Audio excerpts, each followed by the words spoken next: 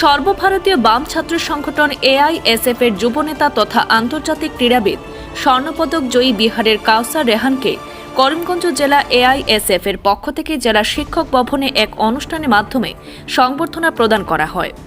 জেলা সভাপতি মোহাম্মদ জাকারিয়ার পৌরোহিত্যে সংবর্ধনা অনুষ্ঠানে বক্তব্য রাখেন কাউসার রেহান। উল্লেখ্য, গত বুধবার 10 দিনে করিমগঞ্জ সফরে আসেন এই বাম যুবনেতা। তাকে ঘিরে এই অনুষ্ঠান।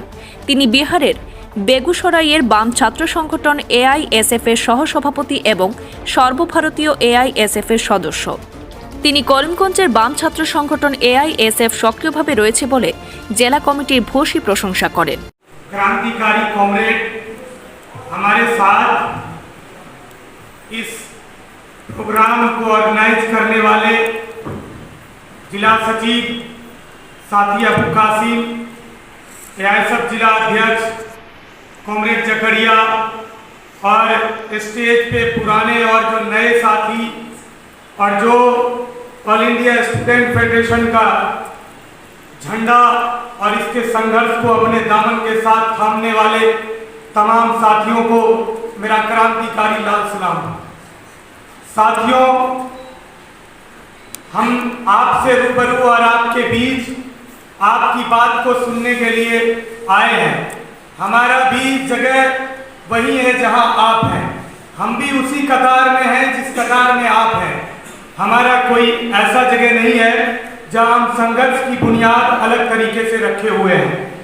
सबसे पहले मैं ये कहना चाहूंगा कि जुल्म की रात कितनी भी लंबी क्यों ना हो, सुबह की इंसाफ जरूर आती है। उन तमाम 700 से ऊपर शहीद किसानों को नमन करता हूं जिन्होंने इस देश के अलग अलग सड़कों पे इस निरंकुश सरकार के खिलाफ काले कृषि कानून को लेकर लगातार दिन हो या रात हो, सुबह हो या शाम हो, चाहे वो सर्द का मौसम हो, चाहे वो तपती धूप की बहार हो, उनमें उन्होंने बैठकर लगातार इस सरकार से लोहा लेने का काम किया। और वो दिन भी आया, सावरकर जिस तरह से अंग्रेजों के बीच माफी मांगे थे, आज उनके औलाद भी माफी मांगने के लिए मजबूर हो गए। मगर साथियों, अभी तो ये अंगड़ाई है, आगे और भी लड़ाई है, क्योंकि आपको मालूम होना चाहिए कि इस देश के प्रधानमंत्री जुमलेबाजी में ज्यादा बिलीव करते हैं। कब ये पलट जाए इनका कोई ठिकाना नहीं। जब अभी बड़े स्टेट के अंदर चुनाव का बिगुल बजा, जब लगा कि हम कहीं ना कहीं सत्ता से बेदखल हो जाएंगे, तो उन्होंने ये हथकंडा अपनाया। मगर दोस्तों, अब भी हमारी लड़ाई जारी है। उन्हें ये आज समझ में आया कि हमारा देश कृषि प्रधान देश है। उन्हें आज समझ में आया कि हमारी देश के आर्थिक व्यवस्था में सबसे बड़ा रोल हमारे देश के किसानों का है। मगर आज क्यों, किस लिए समझ में आया? आज इसलिए समझ में आया क्योंकि आज फिर से उन्हें सत्ता करने की जरूरत है। और मुझे इस बात का गर्व है कि मैं ऑल इंडिया स्टूडेंट फेडरेशन के दामन तले अगर कुर्बान भी हो जाऊं तो ये कुर्बानी छोटी होगी, क्योंकि मैं घर से जब निकला हूं तो मेरी कोशिश रहती है। मैं करीमगंज की धरती पे इस बात से वाकिफ नहीं था कि ऑल इंडिया स्टूडेंट फेडरेशन के इतने जाबाज साथी भी इस सरजमी पर हैं।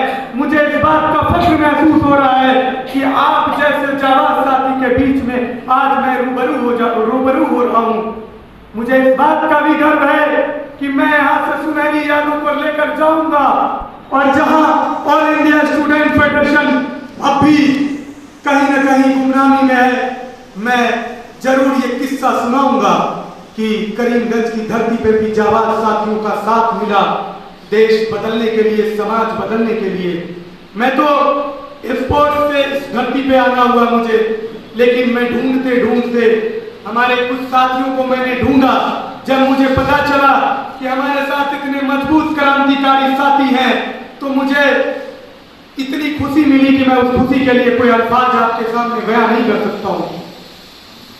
मुझे इस बात का फख्र है कि आप ऑल इंडिया स्टूडेंट फेडरेशन के बैनर तले बैठे हुए हैं। हमारा मोटो, विजन शांति, प्रगति, वैज्ञानिक समाजवाद, पढ़ाई, लड़ाई, समान शिक्षा प्रणाली लागू करो, इन तमाम नारों के साथ हम लोग लगातार संघर्षरत हैं।